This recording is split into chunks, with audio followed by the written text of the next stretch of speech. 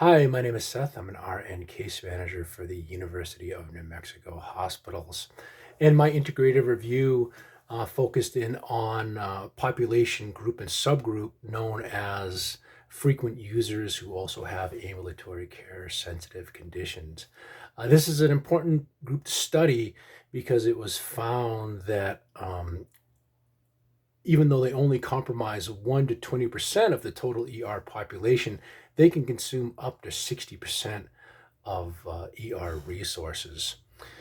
What I found right away when I was doing my research was that there is no one standard definition for frequent users. It just depended on statistically on how the studies wanted to classify them. But generally, the consensus was about 3 to 5 visits over a given time period, usually about 1 year. Also, there is no one standard definition for ambulatory care sensitive conditions. These are also known as preventable conditions or conditions that can be really better served by a primary care provider. There was no standard definition for that either. Part of that was because I didn't know this, but not all countries or regions follow international classification of diseases coding guidelines, what we know as ICD-10. We kind of take those for granted. Some of the studies just simply used what their national databases, like in England, they use a national database. In Canada, they use the Canadian National Database, how they classified them as ambulatory care sensitive conditions.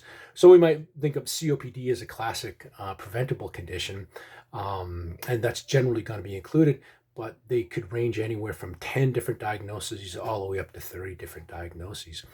So in those groups, they wanted to study interventions and see if we could reduce ER frequency usage rates.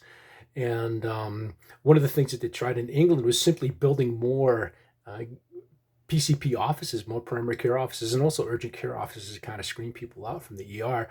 And that didn't work so well. It just found that it just sort of made matters even more complicated.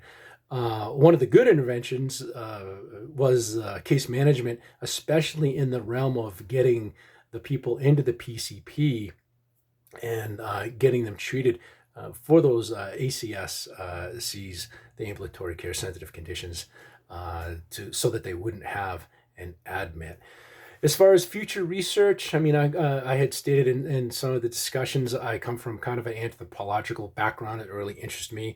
So I'd like to see some of the studies really focus in on more ethnography, a scientific ethnology, really going in and looking at that population in the ER. When you read through this, it's almost like they're assigning, I don't want to say it, but almost assigning blame to these people. It's their fault that they keep going to the ER.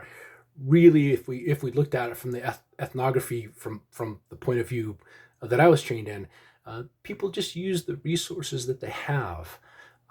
They can't really do any more than that.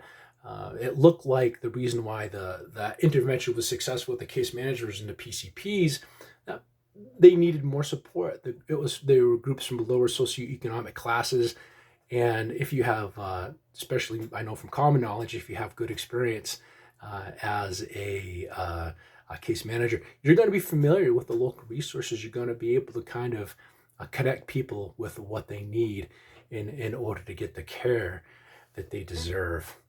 Thank you for listening to this video. Bye.